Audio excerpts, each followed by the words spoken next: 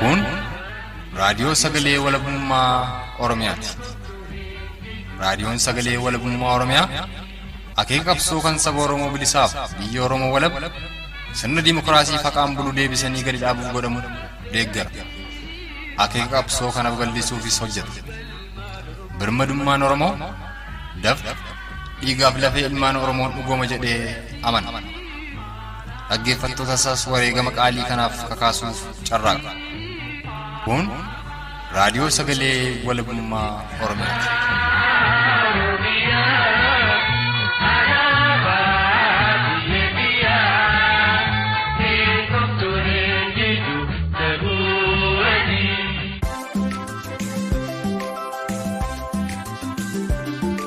Sagantaan tamsaasa kallattii raadiyoo sagalee walabummaa Oromiyaa Kamisa onkololeessa bultii 8 bara 2020 ammaan kana eegaleetii jira.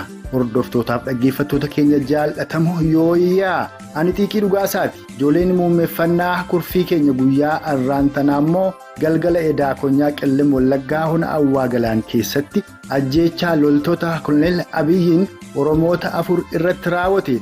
Ajjeechaa jalqaba torbee kanaa keessa godinaa wallagga lixaa hona najjoo keessatti mudate qoratuuf gara godinaa wallagga lixaa hona najjoo fi konyaa qellem wallaggaa hona awwaa galaanitti kallattiin bilbilee odeeffannoo Oromoota lamarraa argannetti dabalataan koloneel Abiyyii fi mootummaan isaa shiroota siyaasaa danuu xaxuun kan aangootti ba'ee filannoodhuma dharaa sanis hanqisuuf waan guddaa tolchaa kan ture. Mootummaa isaa dabalatee mootonni impaayera Itiyoophiyaadhaa takkaa akka sabaatti Oromoon kan filatamanii hin beekne tumaadhumoo fi biyyattii san ittiin bitaa turan taakkuu fi barri bulchiinsa warraa obba'uun wal qabatee fulbaana bultii 25 booda mootummaan injiruu qaamota garaagaraan dubbatamaa jiruu fi dhimma ibsa takkaa'uu waamicha mootummaa ce'umsaa Oromiyaadhaa hundeessuu adda bilisummaa Oromoo ABO'n taasifame yookaan ibsa kenname irratti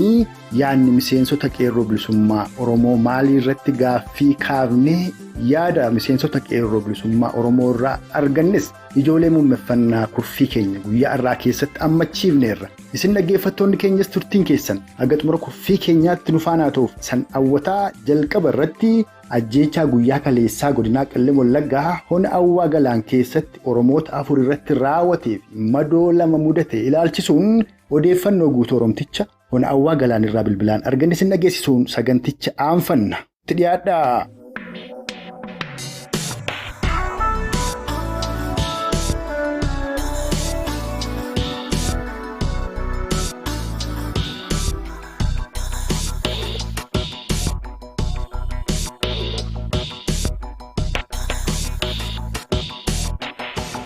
Godinaa qellem wallaggaa hona awwaa galaan keessatti onkololeessa bultii 8 bara 2020 kana Oromoota 4 ajjeesanii jedhu loltoonni koloneel Abiyyi haala kanan sinirraa odeeffadhe Oromoo dhageessisaaf sinii bilbile.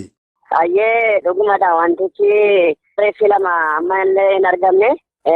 Namooti kun warra du'an maqaa isaanii argannee kan argatee Roossaa Baqqalaatii kan du'ee jiru Efreem Boshee jedhama.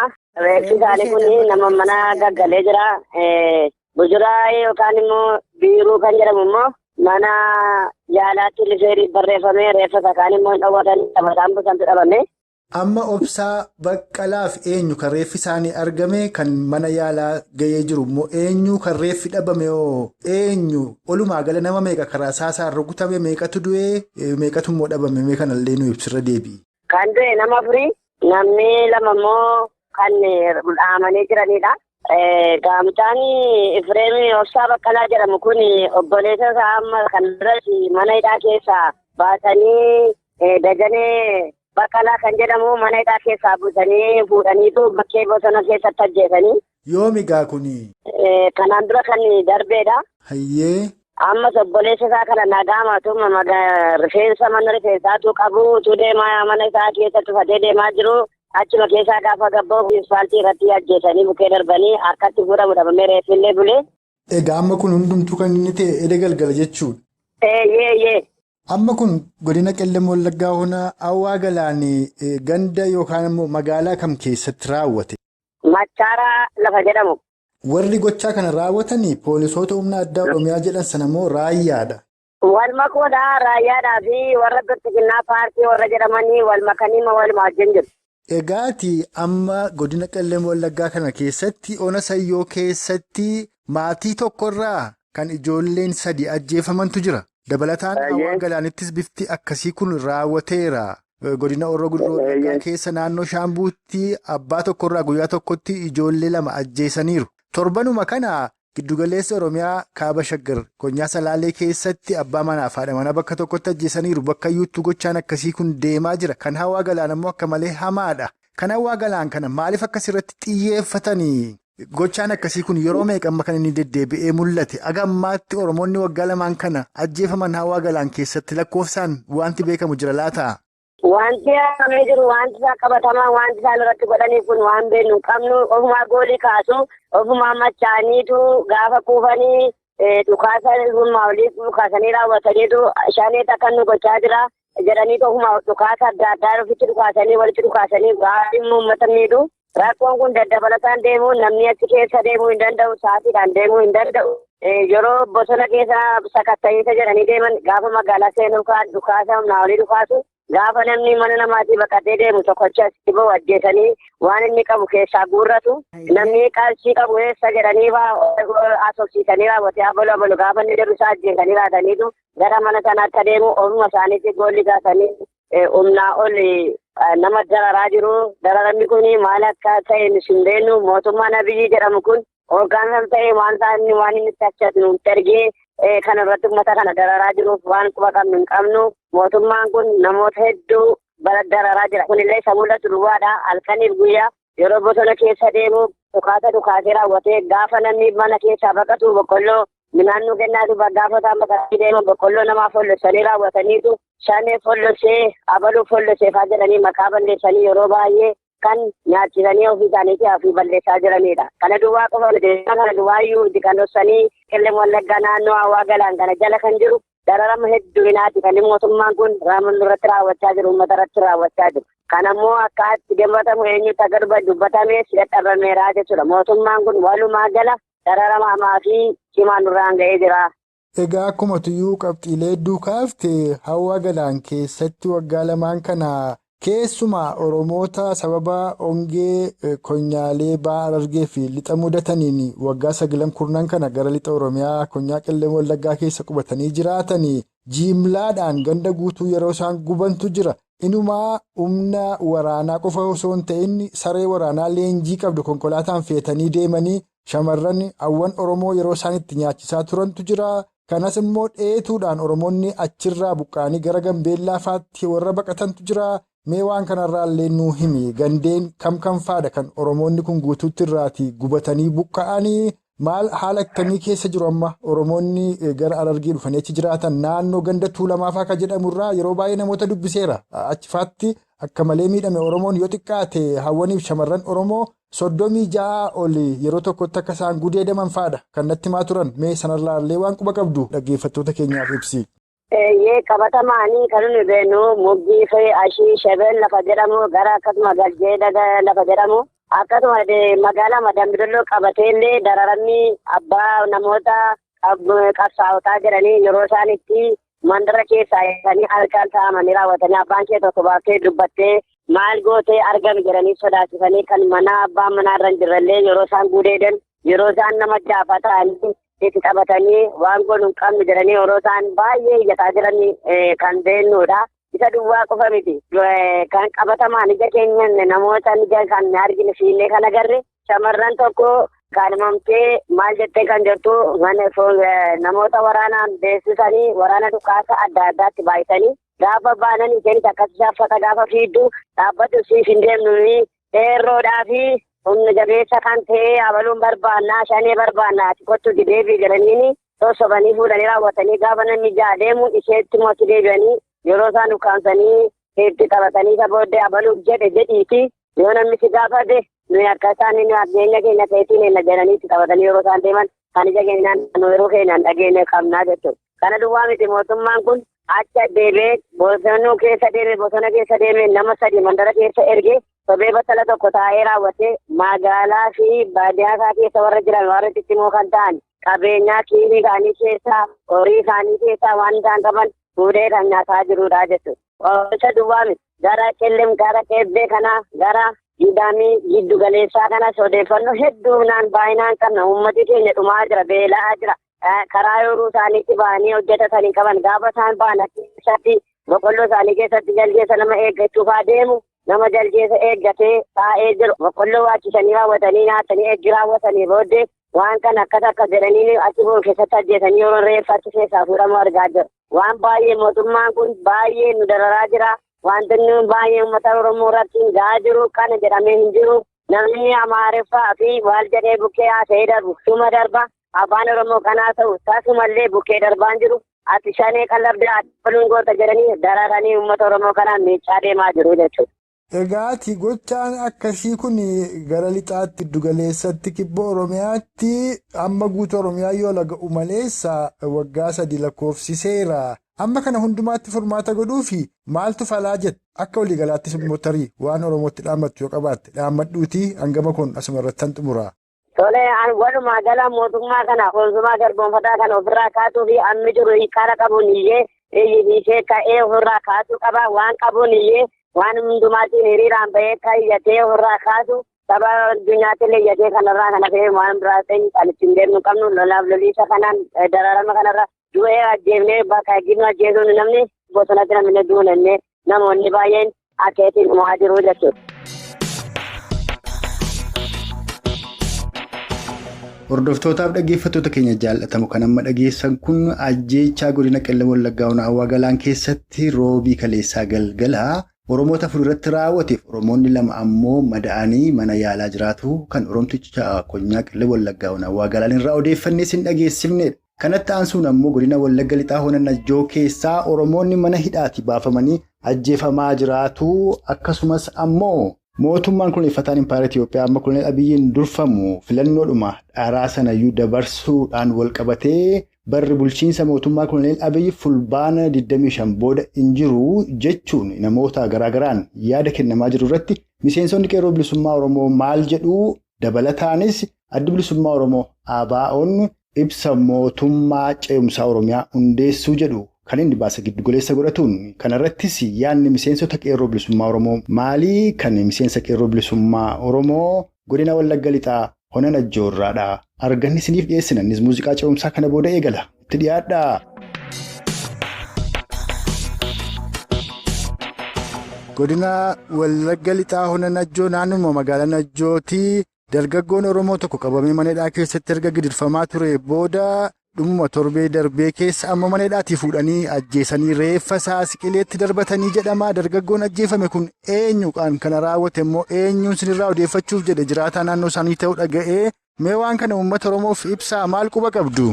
Waraanni mootummaa Itoophiyaa nama nagaa kanaan dura biyyoota muraasaaf qabee mana hidhaa keessatti sababa Oromummaa isaatii qofa dararaa maarraan gahaa ture. Gaafa guyyaa keessa galgalaa rakkoo ama mana hidhaa sana keessatti irraan gahaa ture irraan gandee rakkoolee kana hunda irratti raawwachaa ammeenyaaf raarsa garaagaraa irratti raawwachaa erga turaniiti guyyaa sanaa mana hidhaatii keessaa baasanii godina walitti wallaggaa aanaa najjoo ganda jaboo Mikaa'el jedhamu keessaa mana hidhaa achitti argamu keessaa baasaniitu mucaa nama qeerroo Oromoo nama nagaa nama rakkoo uumaatu hin qabne hidhata siyaasaa kan biraa hin qabne akkanumatti jireenya mataa isaa gaggeeffatu nama Araarsoo Gammachuu jedhamu mana hidhaa sana keessatti erga dararaa turanii booda achii baasanii rasaasatti roobsuun duudanii gatan. Kanaan wal qabatee maaliif ajjeechaan kun raawwate akkamiin raawwata waan jedhu gungunniin hawaasa keessaa naannoo sanatti ka'ullee sababoota garaagaraa waan waliin hidhanne namuu Oromummaa isaatiin yeroo ammaatti shaneedhaa waraana bilisummaa Oromootii jedhamee ittiin yakkamaa jiru kana keessatti nama kanaa nama siyaasa kan keessatti hidhata hin qabne akka qeerroo tokkootti naannoo sana keessatti quba kan qabnu namni kun nama nagaa nama waa tokkorraa quba hin qabne bilisa kan ta'e garuu sababoota mootummaan waan waliin fakkaanne nama nagaa jirree olola afarsuu eegalee nama kana kan hin ilaallanne namni kun kadhee nama oromummaa isaatiif oromoo ta'ee dhalatu qofaa fi maqaa addaatti maxxansanii hidhanii mana hidhaa keessatti dararanii dararaa sana booda immoo gadi baasanii akka bineensaatti waa tokko malee mirgaa hidhamaan tokko mana hidhaa keessatti qabu erga hidhamee sababa hidhameef itti himamuu qabu erga hidhamee to'annoo jala gale mana murtiitti dhiyaachuu qabu akkuma kana mirga namoomaaf dimokiraasii isaa achitti akka hidhamaa tokkotti namni kun mirga hidhamaan qabu tokko argachuu irra ture hundumaa irraa sarbanii gara xumuraarratti ajjeechaa irratti raawwataniitu gatanii jechuudha. Kanaaf haallichitti raawwatee gochaa sukkanneessaa ilma Oromoo hunda gaddisiisee ilma Oromoo hunda immoo wabii jireenyaa dhabsiisee gama kamiiniyyuu rakkattee waraana mootummaa qaama mootummaa hirkatti yookaan galtu taate yookaan qabamtu taate carraan kee hireen kee iddoo akka ta'e kan agarsiise ta'uu isaati kan magaalaa keenyaa Najjoo keessatti raawwate jechuudha. Osoo isin bilbiliin dura gara Konyaa Qellem Wallaggaa Hon'aa Galaanitti bilbileen ture guyyaadhuma kaleessaa kana onkololeessa bultii 7 galgala dargaggoota Oromoo 4 ajjeesuu 2 madeessuudha kan himamaa jiru warra ajjeefaman kana keessaa immoo 2 obboleeyyan ta'uudha kan Oromtichi achirraa odeeffadhe natti hime ajjeechaan obboleeyyan 2 fi 3 walirratti ajjeesuu kun lixa Oromiyaa keessatti kibba Oromiyaatti deddeebi'ee mul'ataadha jira qabeenya uummataa barbadeessuunis akkasuma Najjoo fi honni qilxukaarraa fageenya agasii hin qabu addaan jechuu kooti achi keessattis immoo dhiyeenya kana gochaan wal fakkaataan akka raawwate gara Igguu Komisittis dargaggoonni akka ajjeefaman faatu himama kanoo fageenya irratti waan odeeffatte qabda laata. Guutummaatti Oromiyaan dirree waraanaa dirree jeequmsaa fi dirree nagaan keessatti hin jiraanne ta'uusaa martuu uummanni cuftiyyuu kaa Oromummaa isaatii fi siyaasni mootummaan kun gaggeessaa jiru quba qabaatee jiru quba ni qaba jechuudha. Ka'umsumaaf jechuudha onaan filloo keessa ganda dullaa keessatti obbolaa 2 ajjeesanii turanii biddaatti akkuma kana Wallagga Bahaatti Gujiitti akka kanaa kaamma guyyaa kaleessaa obbolaa 2 Awwaa Galaanitti ajjeesan dabalatee ajjeechaan akkas maatii tokko keessatti obboleewwan kanaan dura naannoo Najjootti durbiiwwan 2 ida'amee raawwatu kun waan akka tasaa raawwataa jiru otoo hin taane deddeebii uummata Oromoo irra gahaa akka jiru kan uummata Oromoo irratti eelaa ta'ee fi madeesseedha kun. Ammoo waan mandii keessatti raawwataa jirus waan kanaan adda miti torbeema kana darbe keessatti ajjeechaan ganda aanaa sana ona sana keessatti argamu keessatti raawwataa ture raawwachaa jiru kan uummanni Oromoo guutummaa Oromiyaa keessatti Oromummaa isaa qofaa fi ajjeechaan irratti raawwatamee du'ee akka bineensaatti gatamee maatiin fuuldura keerratti yoo namni sun du'e yeroo sanatti atattamaan kaastee illee awwaallachuu yeroo itti hin dandeenye illee kana sarbamtee ilma kee daa'ima dhiiga kee ta'ee bakkee keessa bulchitee roomitti roobee aduu itti beetu ganamarraa kaatee awwaallatta aga kana salphatee jira jechuudha. Oromoonni bandiitti illee gochoonni ammeenyaa akka kanaa raawwatanii turan akkuma atuu kaastee gochi kun raawwate garuu Oromoo mara irratti raawwataa jira. Qaqqabamee gabaabamaan jiru malee aanaa ittiin Oromoo irraa hin du'in hin jiru. Aanaa ittiin Oromoo irraa maatiin haati abbaan irraa hin bu'in hin jiru. Mandii qofa miti guyyaa har'aa onaan filloo keessa naannoo ganda kolliitti nama maqaan isaa Balaachoo jedhamu qeerroodhaa ajjeesanii gatanii abbaa kan biraa kan maqaa isaa ammatti adda hin baane ajjeesanii erga daggalatti gatanii booda ammoo maatii dararaadhaan hidhaadhaan fuudhanii reebaa gocha sukkanneessaa irratti raawwachaa gara buufata poolisii Muggiitti amma sa'aatii nuti haasaa jiru kanaan duratti gochi kun raawwate jechuudha. Kanaaf Oromiyaa mara keessatti ajjeechaa raawwataa jiru impaayera butuusaa nafxeenyaa kana tiksuudhaa fi Oromummaaf Oromoo gaccabsuuf sabboonummaa uummata Oromoo xiqqeessuuf uummanni Oromoo haamileedhaan cabee akka jiraatuu fi mandara seene keessatti ergamtoonni ilmaan nafxeenyaa taayitaa koloneel Abiyyiin tiksuuf qofa impaayera biyyattii gara ilmaan nafxeenyaa abashootaatti deebisuuf hojjetan qofaaf Oromoo ajjeesaa deemaa jiru. Kan sana qofa miti hedduutu jira.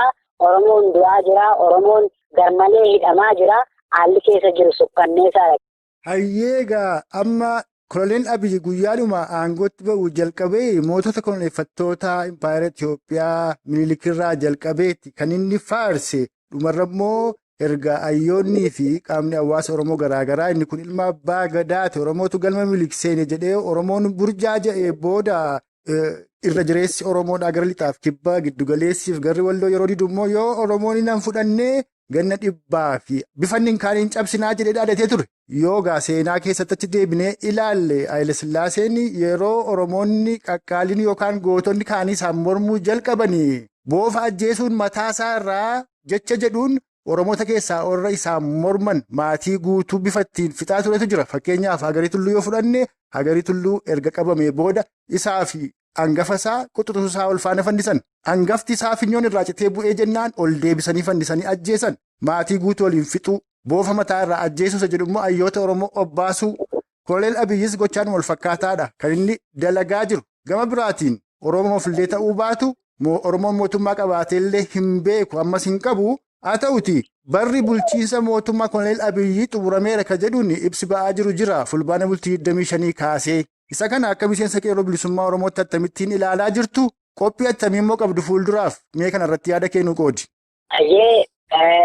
Akkuma haala siyaasaa biyyattii keessa jiru quba qabnu bara kana keessatti mootummaan Impaayera Itoophiyaa keessa jiru keessaa waggaa qabsoo qeerroo bilisummaa Oromootiin qabsaa'ota sabboontota beektota ilmaan sabaa ta'an mooraa qabsoo bilisummaa Oromoo keessatti rakkatanii sirnichi akka diigamuuf hojjetamee mootummaan maqaa ilma abbaa gadaatiin masaraa Minilik seene waggoottan lamaan kana keessatti gocha sukkanneessaaf hamaa ta'e uummata Oromoo irratti hojjechaa deemuudhaan sunumtuu nagaa osoo hin jedhin bara aangoosaa gadaasaa dheereffatee seera jijjiiree filannoo hanqisee paartiileedhaa fi qaamota walabummaa bilisummaa biyyaa sabichaatiif walqixxummaa uummattootaatiif falman waraana bilisummaa Oromoo moggeessee aangootti erga diriirfatee taa'e as bara aangoosaa xumuree fulbaana 30 yoo ta'u guutiin yeroo darbe keessaa fulbaana 25 sanbata guddaa darbe aangoosaa akka xumurame.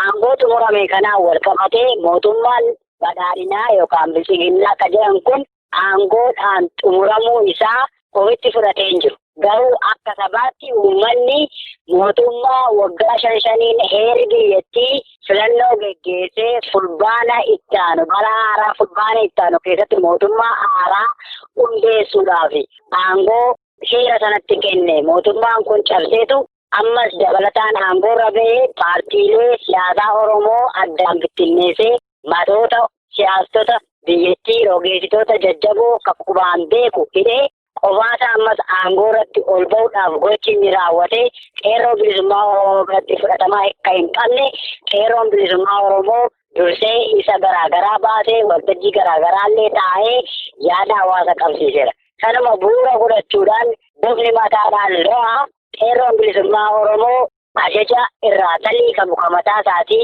jaarmiyaa mataa isaatii qabaa sanammoo waraana bilisummaa Oromoo hidhatee achirraa kallattii fudhatee socho'aa.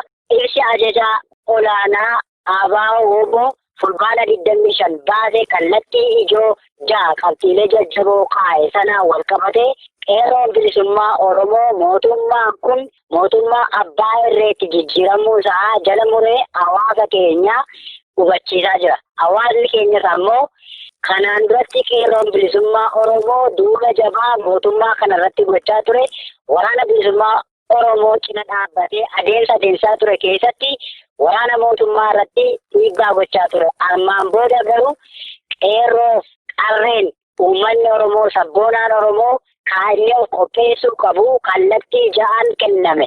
Caasaa mootummaa dadhabsiisuu miseensa bilchiginnaa socho'an gama kamiiniyyuu dadhabsiisuu tarkaanfilee barbaachisaa ta'e irratti fudhatee akkaataa itti mootummaan kun ganda caasaa isaa mootummaa naannoo irraa kaasee aga gandaa jiru keessatti akka inni sochoone laamsessee aangoo micciiree mootummaan kun humnaan hirkatti qabatee jiru kana gara uummataatti deebisuudhaa fi qeerroon bilisummaa Oromoo of qopheessuu danda'u qaba. Kana keessatti ammoo qeerroon bilisummaa Oromoo ajaja mataa isaatii qaba. Burjaaja'uun qabu uummatni keenya burjaajii siyaasaa gama kamiiniyyuu waamicha yoo eegne siyaasa garmalee hubannoo gaanuunne gartummaaf gandummaa of keessaa hin qabne ofirraa baasee qabsoo haqaa fi of qopheessuu danda'u qaba. Mootummaan kun mootummaa uummataa hin ta'u. Mootummaa kanarratti dhiibbaa jajjabaa fi tarkaanfilee jajjabaa ala qeeroo hin danda'u. Fakkeenya yoo fudhanne torbanoota lamaan duratti miseensota paartii bilisiginnaatii fi raayyaa ittisaa akkasumas qaamota humna nageenya mootummichaa irratti qeerroon bilisummaa Oromoo godinoota akka lixa Wallaggaa, qellem Wallaggaa keessatti Gujii irratti tarkaanfii fudhatee meeshaa irraa hiikkateera. Meeshaa kanas immoo haala barbaachisuun yeroo ammaatti Oromoodhaaf meeshaan barbaachisa. Meeshaa kana kan hoogganaa jiru waraana bilisummaa Oromoo roorroon Oromiyaa irraa akka cabuuf dhaabbatee jiru waan ta'eef gochoota akkasii tarkaanfilee jajjabaa fudhatee bilisiginnaa naasisuudhaan daaraqsuudhaan aangoo barbaachisaan siyaasaa uummata Oromoo irra akka galuuf qeerroon gama kamiiniyyuu qopheessuu danda'u qaba ilaalcha jedhu qabnaa jechuudha. Ulfaadhu qabxii hedduudha kaaftee mee gara qabxii sattaanutti ammoo dabara innis maali? Addi bilisummaa Oromoo ABO'n mootummaa ce'umsaa dhaabuu kan jedhu irratti qaamota garaagaraaf akkasuma hawaasa Oromoo bal'aa fi waamicha godhaniiru karaa duree adda bilisummaa Oromoodhaa jechuu kooti.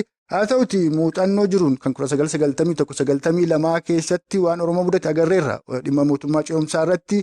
Amma ammoo akka waliigalaatti miseensota adda bilisummaa Oromoo qondaaltota adda bilisummaa Oromoo dureetti dhiibbaa irratti gaggeeffamaa jiru argineerra. Mootummaan kun guutuutti jaarmiyaa kana balleessuu qofatu hin ta'in Oromoodhuma jaarmiyaa kana deeggaru yookaan ammoo kaayyoo dhaabni kun dhaabbateefitti amanuyyuu maqaa saniinuu obbaasaa jira, duguuggaa sanyiidha irratti gaggeessaa jira. Egaa muuxannoo darbee fi ammas ammoo jibbiinsa mootummaan kun Oromoof qabu keessumaa kaayyoo adda bilisummaa Oromoof qabu qondaaltota adda bilisummaa Oromoo bifa isaaniitiin mana hidhaatti guuranii dararaa jiran giddugaleessa godhannee amma mootummaa ce'umsaa inni jedhamu kun dhuguma Oromoof Oromiyaaf bu'aa buusuu danda'a laata?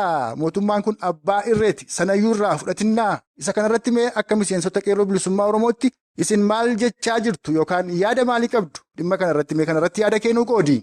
Akkuma amma dhagaa jirru guyyaa raallee dabalatee kanaan duras baruun dhimma barbaachisummaa mootummaa ce'umsaa Oromiyaaf jedhu babarraa ture.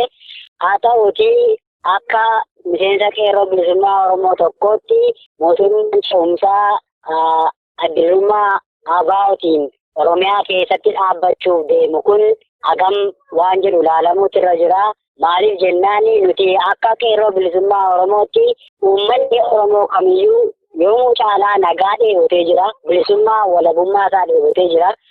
Nagaa dheebote kana keessatti immoo waan uummata Oromoo kanaa sagantaa isaa kaayyoo isaa osoo hin shabbiin dantaan uummatichaa guutuutti isaa eegsisu uummata kanaaf kan dhufu yoo ta'e qeerroon bilisummaa Oromoo waan kamiiniyyuu baay'ee baga nagaan dhufte jedhee simatarraan kan hafe wanti inni waan uummata Oromoo fuuldura dhaabbatu hin jiru. Maaliif jennaan itti lubbuu ka kennees ka dhiige ka hidhame ka du'e dantaa uummata Oromoo kabachiisuuf jechuudha. Kanaaf waan gaarii uummata Oromootiif ta'u jibbinu. Amma waanni ce'umsa jettu kuni argi kakkaa jiru mootummaa miti situ waamaa jira. Mootummaa ce'umsaa kanaa waan kana hojiirra oolchuuf illee lubbuu baay'eetu yoo kajabaatee sanuu kaawwaltinnisee mootummaa kanarratti hiriira jajjabaa dhiibbaa jabaa godhee mootummaa kana dirqisiise malee waanni kun dhaabatu hin danda'u. Maaliif yoo jettee mootummaan kun abbaa irreeti beeki. Abbaa irrummaa isaa keessatti immoo waan lama hojjechaa jira. Tokko maqaa adda bilisummaa Oromoo jedhu jaarmiyaa kana dhabamsiisuudhaaf kadhiyoo hagayya 10 waan hojjetame quba qabdaa dhaaba kana bakka lamatti baasuudha. Uummata Oromoo ilaalcha dhaaba kanaa duukaa socho'an ammoo dhabama gochuudha. Yaadatte yoo ta'e akka miseensa qeerroo bilisummaa Oromootti waxabajjii darbe keessa yaada tokko asirratti kakaasaa turre maal karoora waxabajjii booda mootummaa kudhaaba fulbaana 30tti raawwatu hayyoota hidhuu paartii adda bilisummaa Oromoo bakka lamaatti baasu kaasaa ollee balleessuu yaada jiru xiinxala akkasii lafa kaa'aa turre. Kana fulbaana 30 gahee raawwate maaliif jennaani dhaabii kun jabaatee yoo itti fufee biyyattii isaaniitiif baay'inni isaan impaayera Itoophiyaa dhaabna jedhan sanaaf sodaa waan ta'eef amma yoo ilaalte mootummaa ce'umsaa amma dhaabachuu deemuu fi leejitimeet eenyutu kenna seera qabeessummaa isaa paartii isa kan paartii isaan ijaarantu fudhata ka ayiduu jedhanii araarsoo biqilaa faasochaan fudhatamoo jara kan amma uummanni duukaa jiru garuu mootummaa fi qaamonni dantaadhaaf dhaabatan irratti duulaa jiran kan jedhullee deebii hin qabu jechuudha.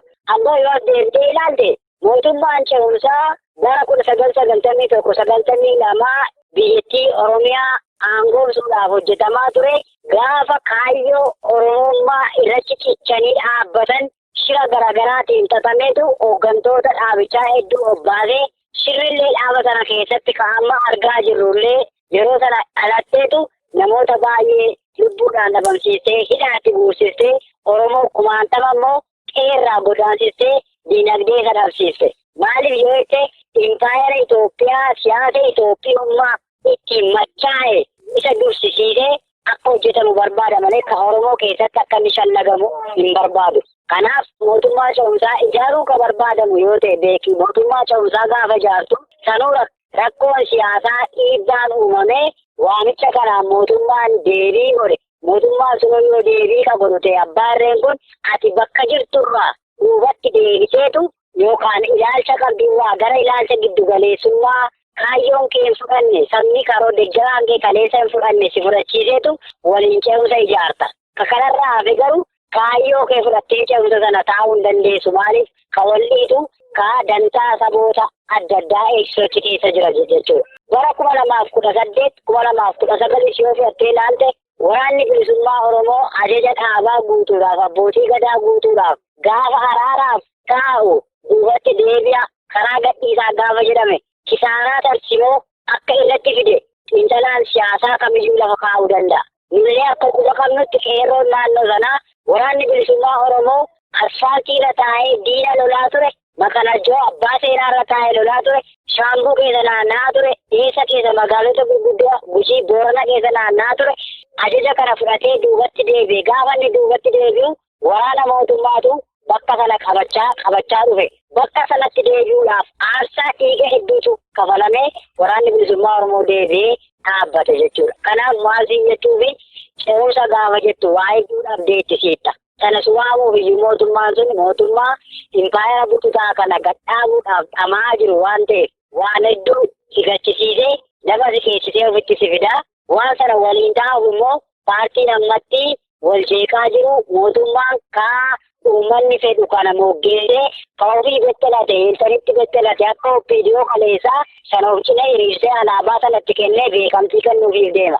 Ka deebiin taaneyyuu ka gaaffiin deebiin arganne filannoo isaa mootummaan kun jedhu deemutti eenyutu beekamtii fudhata waraqaa ragaa eenyu fudhata ka jedhu iyyuu deebii hin qabu jechuudha. Kanaaf haalli amma jiru uummata Oromootii fi qeerroon bilisummaa Oromoo illee waan uumamaa jiru kana bifa sirriidhaan ilaaluu qaba. Kan uummata Oromootiif deebii argamsiisuu danda'u yoo ta'e qofa gama kamiin haala kamiin kan jiru ilaaluu qaba malee qeerroon bilisummaa Oromoo uummanni Oromoo waan adeemaa jiru kanatti waan mootummaa irra caalaa faayidaa barcuma siyaasaa isaa tikfachuudhaaf kan wajjin jiru yaadi kaleessaati maqaa jijjiirame malee kan wajjin jiru kaadireef kaabinee warra kaleessa uummata Oromoo ajjeesee biyyaa baasaa jiru ilmaan TPLF hundeessee wajjin jira. Jarri kun immoo dantaa sana eegsisuu hojjetu kan moggeessu kan balleessu jara kana wajjin siyaasa dhaabbatta. Kanaaf beeksifniif gamnummaan siyaasaa ka keessa guutee uummanni Oromoo jabaatee